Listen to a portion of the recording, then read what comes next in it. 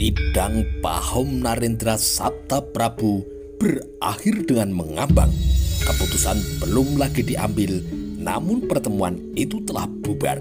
Peserta pertemuan itu telah kembali ke istana masing-masing, kecuali sang permaisuri yang telah bulat pada keputusannya untuk tidak lagi tinggal di istana kediamannya. Sri Sudewi kini telah pulang ke istana kediaman ibunya.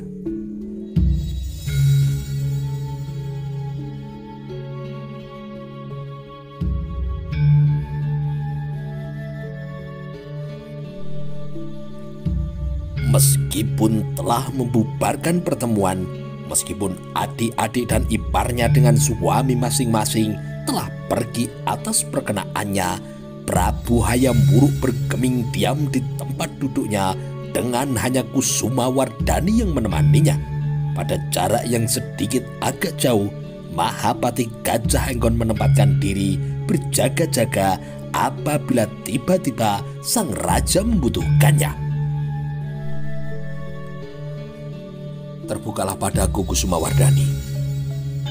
Aku akan mengamankan keinginanmu, kata sang Prabu. Kusuma Wardani tidak dengan segera memahami apa maksud dari romonya. Anak gadis Raja Mojopahit itu menengadah untuk kembali menyembah.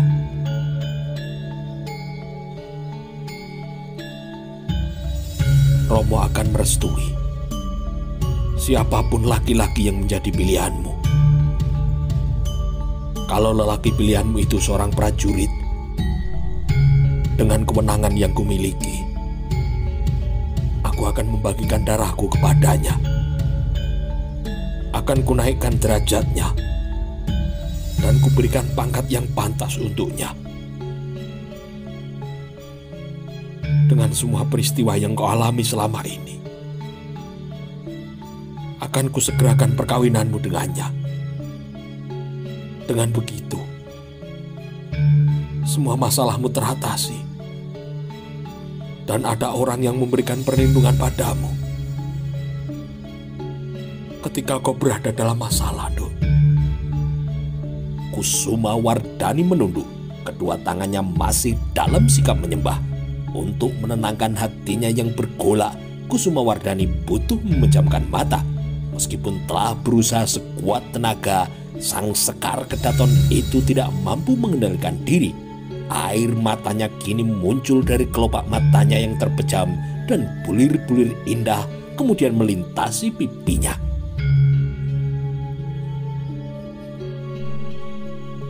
Tidak ada yang perlu ditakuti lagi, Nduk Kusuma Wardani.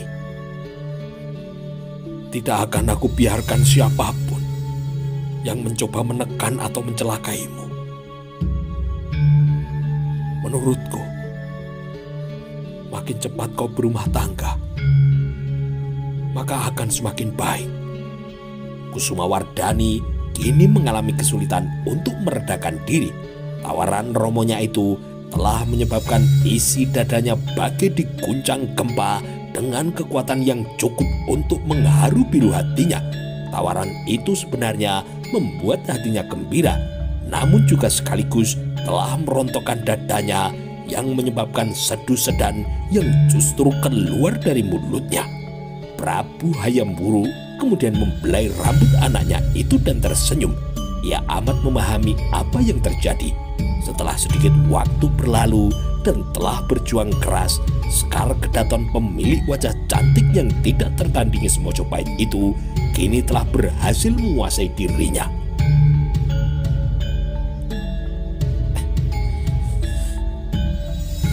Dia adalah Kakang Senopati Narapatya, Romo, jawabnya dengan menunduk amat dalam. Prabu Hayam Wuruk kini mengangguk perlahan. Prabu Hayam Wuruk mengenal dengan baik Senopati Kuda Narapatya karena sebelum ditempatkan sebagai pengawal Sekar Kedaton, ia lebih dulu menjadi bagian dari pengawal pribadinya. Dengan demikian, sang raja mengenal dengan baik sosok macam apa Senopati Kuda Narapatya yang bertubuh tinggi tegap dan berwajah tampan itu. Jadi dia, Kusuma Wardani kini mengangguk. Hayam Wuruk menengadah memandang langit-langit tatak rambat Balemanguntur dan memberi kesempatan pada anak gadisnya untuk melirik bagaimana raut muka dari romonya. Penghuni keputiran istana itu kembali memejamkan mata untuk meresapi hingga tuntas gejolak rasa gembira yang sedang melibasnya.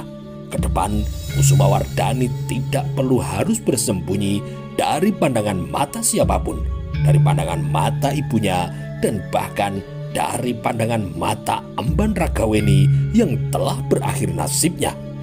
Mahapatih Gajah Henggon yang memperhatikan dari agak jauh kini bergegas membalas dengan menyembah. Ketika sang raja mengangguk memberi isyarat untuknya, Gajah Henggon segera berdiri dan berjalan mendekat.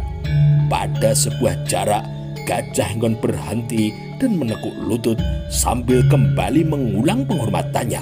Untuk selanjutnya, Gajah Henggon beringsut dan duduk bersila. "Hamba Gusti." Gajah Henggon kini mengawali pembicaraan. Namun Gajah Henggon segera merasa ada yang aneh ketika mendapati sang raja justru sedang tersenyum berseri-seri, padahal sebelumnya sang raja telah menjadikan meja di depannya jungkir balik dengan salah satu kakinya yang patah.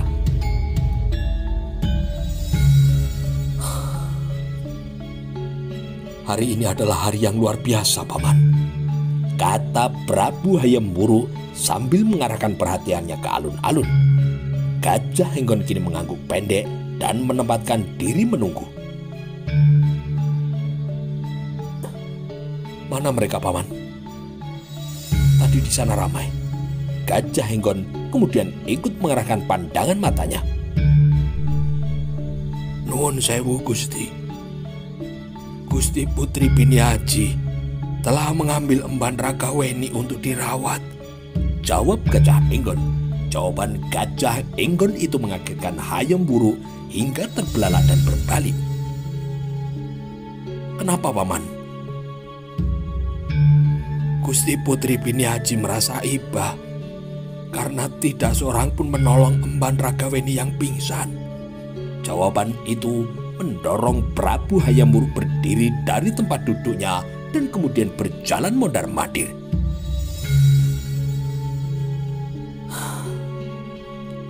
"Itulah istri mudaku. Terasa aneh bagi siapapun yang belum tahu siapa Biniaji. Sebelum pertemuan Pahom Narendra, Biniaji mengusulkan kepadaku agar memberi ampun kepada Ragaweni dan tidak menjatuhi perempuan sial itu dengan hukuman mati. Menurutnya hukuman mati terlalu kejam dan sangat tidak manusiawi. Selebihnya, Biniaji menjagaku agar tanganku jangan berdarah karena telah membunuh orang, meskipun dengan meminjam tangan orang lain." Gajah Henggon menyimak apa yang disampaikan oleh sang Prabu, namun ia tidak berniat untuk memberi pendapat. Gajah Henggon justru mengembalikan pembicaraan pada persoalan semula. "Bagaimana dengan hari yang luar biasa itu, Gusti?" pancing Mahapati Gajah Henggon. Prabu Hayam Wuruk berbalik, mulutnya bergerak seperti mengunyah sesuatu yang tidak ada. Jejak gejolak yang ditimbulkan oleh ulah Ragaweni dan sikap permaisurinya yang menohok dadanya telah menyebabkan Hayam Wuruk tidak dengan segera mampu meredakan isi dadanya.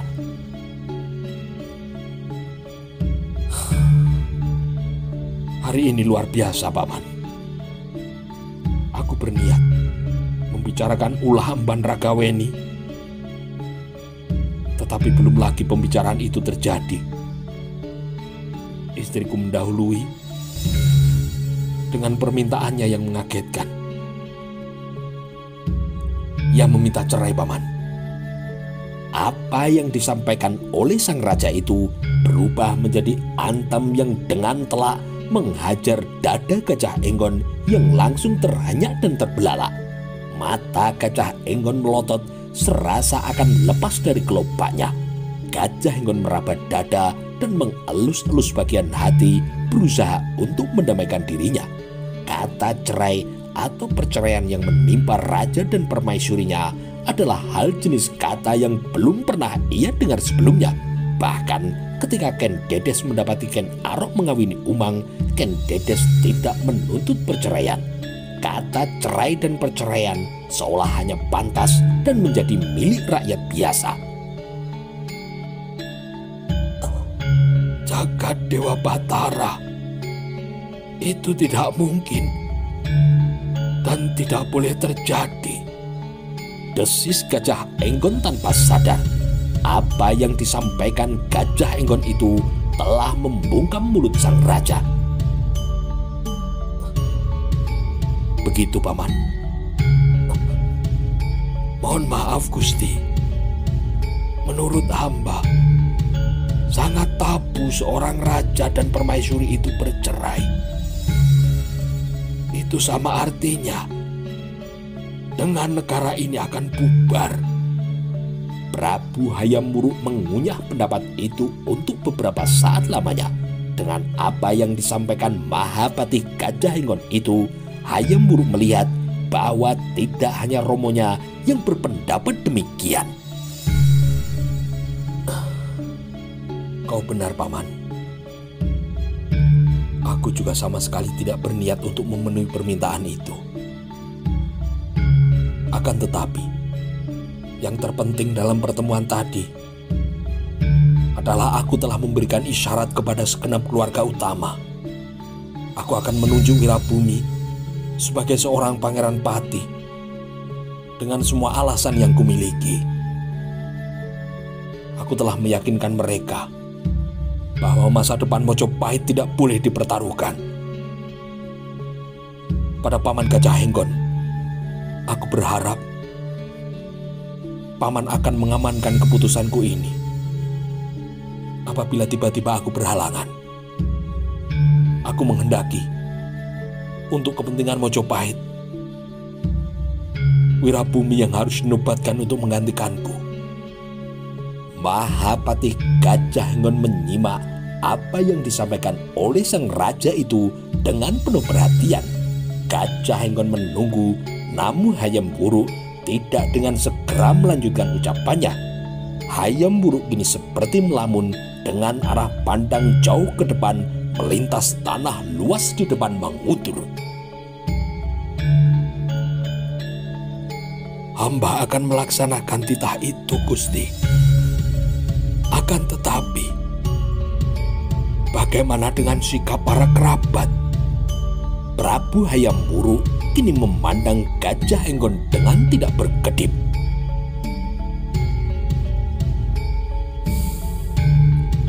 Aku sebenarnya ingin memperoleh pendapat mereka, tetapi belum lagi mereka memberikan pendapatnya. Sudewi telah memancing kemarahanku.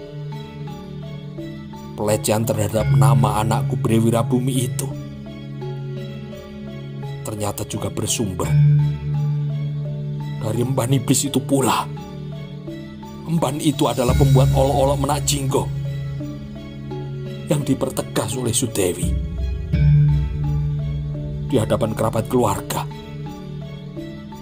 Dengan ringannya ia menyebut nama Menak Jinggo. Amarahku tidak bisa kukendalikan, Paman. Agak mengombak nafas Prabu Hayam Wuruk, pertanda hatinya kini kembali tidak nyaman. Gajah Enggon kini hanya tersenyum. Jadi, hal itulah yang telah menyebabkan meja ini jungkir balik, Gusti. Prabu Hayam Wuruk menahan nafas, akan tetapi sebagaimana Mahapatih Gajah Enggon, sang raja kini juga tersenyum, meskipun itu adalah senyum yang tipis.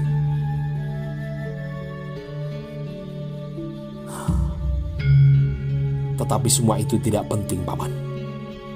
Yang lebih penting dan yang sangat mendesak sekarang adalah aku akan menyegerakan perkawinan anakku dengan lelaki pilihannya. Gagasan menjodohkan Kusumawardhani dengan Wikramawardhana adalah sebuah gagasan yang gila.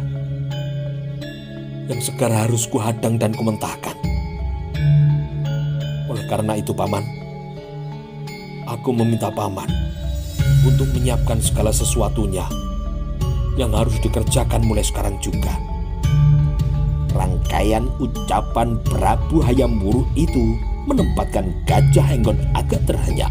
Akan tetapi berita yang diterimanya termasuk ke dalam golongan kejutan yang menyenangkan. Dalam hati, Mahapati Gajah Henggon juga tidak sependapat jika Kusuma Wardani dikawinkan dengan adik sepupunya sendiri yang bisa dipastikan akan mengulang kisah lama, kisah ketidakbahagiaan perkawinan dari rombonya. Di tempatnya, Kusuma Wardani tidak berani menengadah.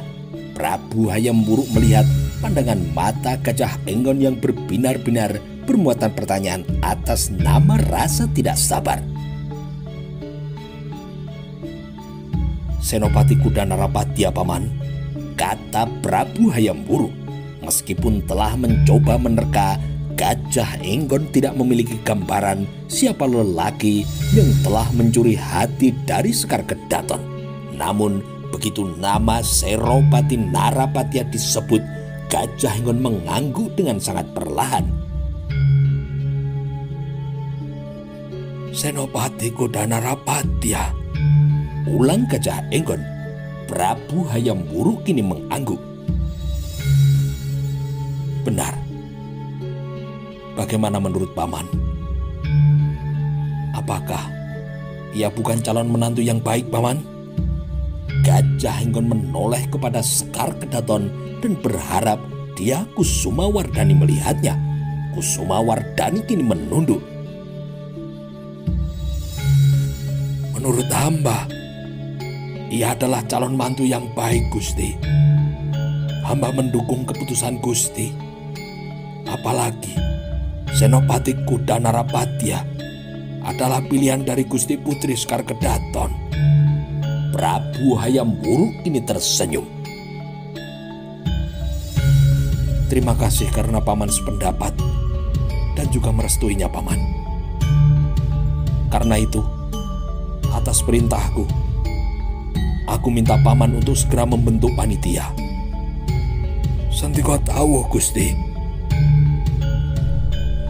Sementara itu, sejalan dengan waktu yang terus beranjak merambat siang, udara terasa semakin panas dan amat panas pula istana kediaman Ibu Suri Dyahwiyat Raja Dewi Maharajasa. Perempuan tua itu bisa memahami semua alasan yang disampaikan oleh menantunya, namun tetap sulit baginya untuk menerima kenyataan bahwa Prabu Hayam Wuruk akan mengangkat anaknya dari istri muda sebagai seorang kumara raja. Dyahwiyat Raja Dewi Maharajasa melihat hak Dyah Kusuma Wardani telah dirampas dan dialihkan kepada orang lain. Namun sebagai perempuan yang telah banyak makan asam garam kehidupan, Dyahwiyat mampu mengendapkan diri. Bila Dyahwiyat merasa tidak tenang, itu karena melihat anak perempuannya yang tidak tenang. Merah padam wajah Sri Sudewi setelah mengikuti pertemuan Bahum Narendra. Perempuan berdarah biru itu merasa wajahnya sangat tebal, melebihi tebal dinding istana. Aku tidak terima. Kanjeng Ibu melihat sendiri bagaimana sikap dari menantu Kanjeng Ibu itu. Sri Sudewi tidak mampu mengendalikan diri dan memang tidak berniat mengendalikan diri. Beberapa emban yang menggerombol di luar pintu merasa ngeri. Apabila marah, Sri Sudewi mampu menjerit-jerit sampai membengkakkan telinga. Namun yang dicemaskan oleh para emban adalah apabila sang permaisuri kehilangan kesadaran sambil dari mulutnya keluar busa yang berbuih. Penyakit Ayan tidak kenal dan peduli pada siapapun. Tidak peduli meskipun pada sang permaisuri. Bagi para penyakit, derajat manusia itu sama. Tenang Sudewi, tenang. Raden Kudamerta kini berusaha untuk menenangkan anak perempuannya itu. Permintaan romonya itu justru menyebabkan Sri Sudewi meradang.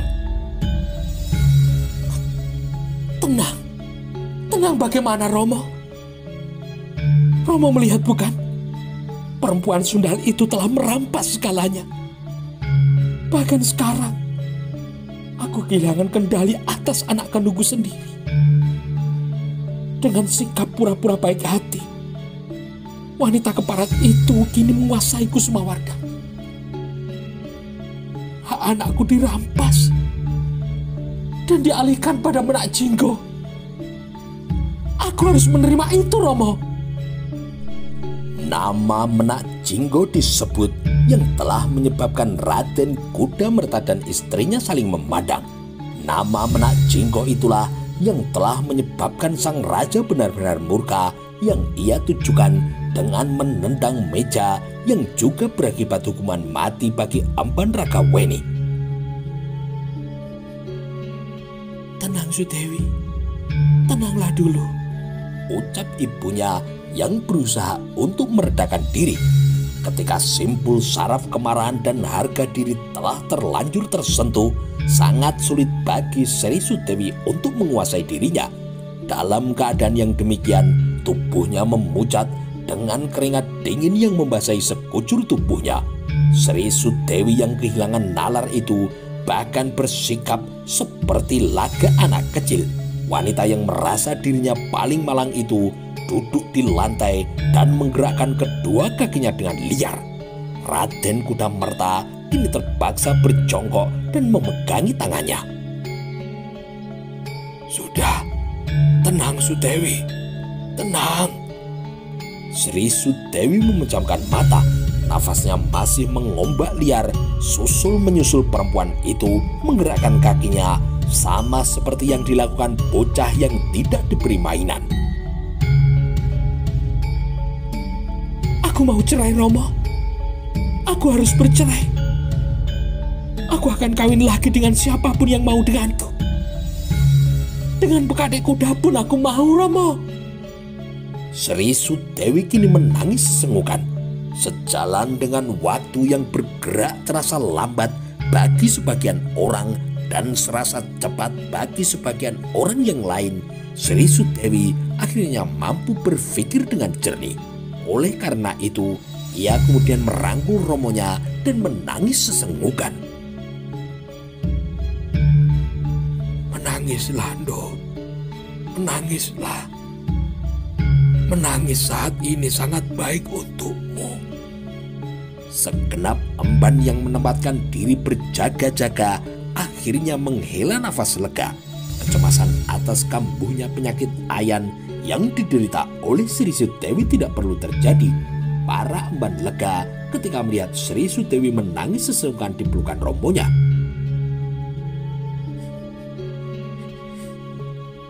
Aku harus bercerai, Romo. Aku harus bercerai. Kau tidak boleh bercerai, Nduk. Kalau kau bercerai, kau kalah dengan telak. Kau harus bergeming di kedudukanmu. Tidak peduli apakah hal itu bernama pengorbanan. Namun dengan cara itu, kau akan mengamankan kedudukan anakmu sebagai seorang pewaris tahta. Betapapun sulitnya, permaisuri Sri Sudewi harus mengunyah pendapat dari romonya itu. Sri Sudewi sadar bahwa sesungguhnya perceraian adalah langkah yang amat keliru. Apabila lagi dengan perceraian yang terjadi, Prabu Hayam Wuruk kemudian menaikkan derajat pesaingnya itu sebagai seorang permaisuri. Dengan kekuasaan yang amat tinggi sebagai seorang permaisuri, Biniaji akan semakin merajalela. Ditunjuknya Menak Jinggo sebagai putra mahkota juga akan menempatkan Sri Sudewi sebagai pihak yang kalah dengan telak. Bagaimana dengan Kusumawardhani, Romo? Mana anakku? Mengapa Kusumawardhani justru kini melawanku, Romo? Mengapa ia tidak melihat penderitaan ibunya? Dan justru berada di sana, Romo. Untuk pertanyaan itu, baik Kudamerta maupun istrinya tidak memiliki jawabannya. Sebagai orang tua dan mertua yang baik bagi anak dan menantunya, Raden Kudamerta dan Dyah Hwiyat sadar untuk tidak ikut campur urusan rumah tangga mereka. Akan tetapi dengan segera Dyah Hwiyat maupun suaminya sadar persoalan yang dihadapi Sri Sudewi kali ini bukanlah persoalan rumah tangga semata, karena alasan utamanya adalah tahta. Ketika tahta yang mestinya menjadi hak Kusumawardhani telah dialihkan kepada orang lain, tidak hanya Dyah Hwiyat dan suaminya yang boleh ikut campur, bahkan seluruh rakyat Mojopahit juga boleh mempersoalkannya. Romo, kirim seorang emban untuk menemui Kusumawardhani. Ia harus pulang, Romo. Ia tidak boleh berada di sana. Raden Kudamerta kini mengunyah permintaan anaknya dan akhirnya mengangguk sangat perlahan. Dengan isyarat tangannya, Kudamerta meminta seorang emban untuk kemudian mendekat. Namun rupanya kecepatan gerak udara itu kalah cepat oleh kecepatan sebuah berita. Emban yang datang membawa warta yang cukup mengagetkan. Dyah Hwiyat yang cukup lama mengenal emban itu dengan segera membaca perubahan wajahnya. Ada apa? Dyah Hwiyat kini bertanya. Emban itu menyembah dengan penuh hormat dan membungkuk sedikit lebih lama. Kau kenapa? Emban yang sedikit lebih muda dari Dyah Hwiyat itu kemudian perlahan menengadahkan kepala. Punten dalam sewu, Ndoro Putri. Hamba baru saja mendengar kabar yang aneh dan sulit untuk dipercaya. Ucapan emban tua itu dengan sontak menarik perhatian Dyah Hwiyat dan suaminya. Bahkan Sri Sudewi kini juga menoleh dan menyimak. Berita apa yang kau bawa? Menurut yang hamba dengar, Garwanem Sang Prabu telah mengambil emban Ragaweni dari Pakunjaran. Dan berita yang lebih mengejutkan lagi, Sang Prabu telah menjatuhkan perintah pada Mahapati Gajah Enggot untuk mempersiapkan sebuah pesta perkawinan. Dyah Hwiyat kini saling memandang dengan suaminya. Penasaran itu semakin menjadi. Tidak kurang Sri Sudewi yang semula berperilaku seperti orang gila tiba-tiba berdiri dan segera mendekat. Apa kau bilang tadi? Emban tua yang sedikit lebih muda dari Dyah Hwiyat itu kemudian mengarahkan pandangan matanya dan juga sembahnya pada sang permaisuri. Hamba Gusti, menurut berita yang sedang digunjingkan oleh para abdi dan juga para emban Ragaweni telah diambil oleh Gusti Putri Garwanem. Keterangan itu telah menyebabkan sang permaisuri terbelalak. Makin terbelalaklah kini. Lewat tatapan mata yang paling aneh, ia kemudian memandang ibunya. Ia kemudian juga memandang romonya. Bini Haji telah mengambil Ragaweni. Untuk apa? Menurut yang hamba dengar, emban itu dirawat oleh Garwanem. Sri Sudewi kini berjalan mondar-mandir mengitari rombonnya. Lalu soal perkawinan? Emban tua itu menyembah. Permaisuri Sri Sudewi masih tetap dalam sikapnya. Ia masih mengarahkan telunjuknya lurus ke ujung hidung emban itu. Sikapnya yang seperti itu mirip sejenis kendi, wadah air yang sedang dituangkan. Saat ini Mahapati Gajah Enggon sedang sibuk mempersiapkan segala sesuatu yang dibutuhkan untuk perkawinan Sekar Kedaton. Jantung Dyah Hwiyat seakan berhenti berdenyut ketika memperoleh kabar yang sama sekali tidak diduganya itu. Dengan tindakan yang diambilnya, sang raja telah menghadang rencana pihak-pihak yang berniat menjodohkan Kusumawardhani dengan Wikramawardhana.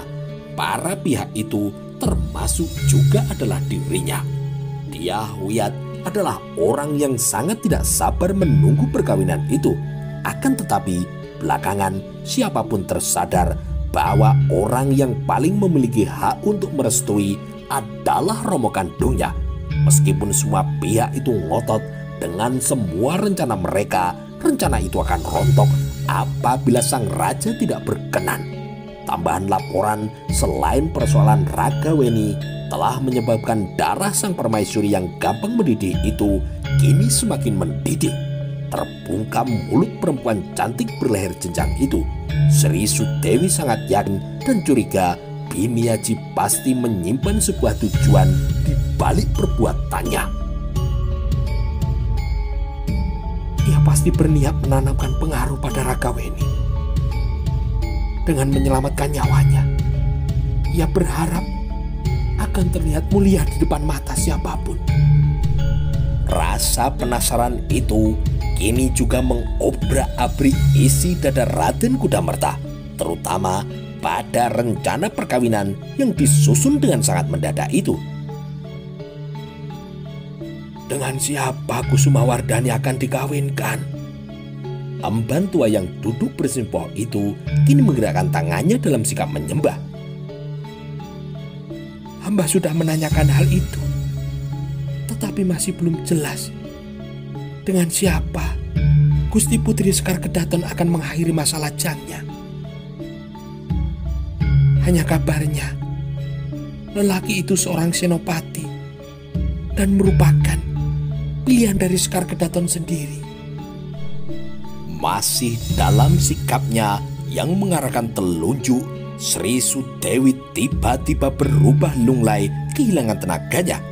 Dengan tangkas, Raden Kudamerta kemudian menangkap tubuh limbung dari anaknya itu. Sri Sudewi yang kehilangan kendali atas dirinya sendiri yang ditandai oleh munculnya busa dari mulutnya segera digotong beramai-ramai menuju ruang dalam dan dibaringkan di atas pembaringan. Dyahwiyat hanya memandangi upaya yang dilakukan oleh para emban.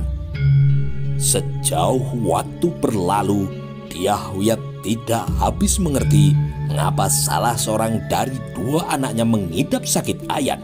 Seingat Dyahwiyat, di keluarga Rajasa tidak ada seorang pun yang memiliki riwayat penyakit ayan. Penyakit itu pasti berasal dari pamotan. Demikian Dyahwiyat sering menduga-duga. Raden Kudamerta memandang istrinya dengan tatapan mata yang larut. Perlahan Raden Kudamerta melangkah mundur dan semakin mundur untuk kemudian berdiri bersandar dinding. Dyahwiyat kemudian menyusul dan menempatkan diri berdiri di sebelahnya.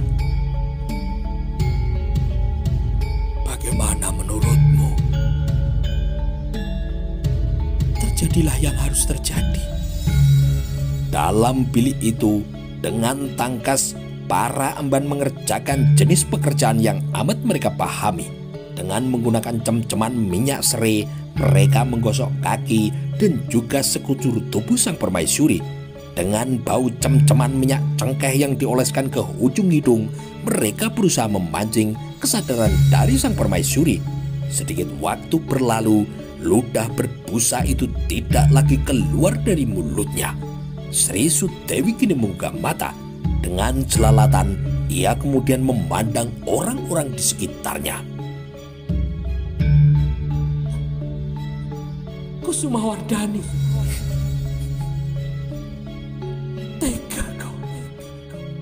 tega kau kecewakan ibumu Kusumawardhani.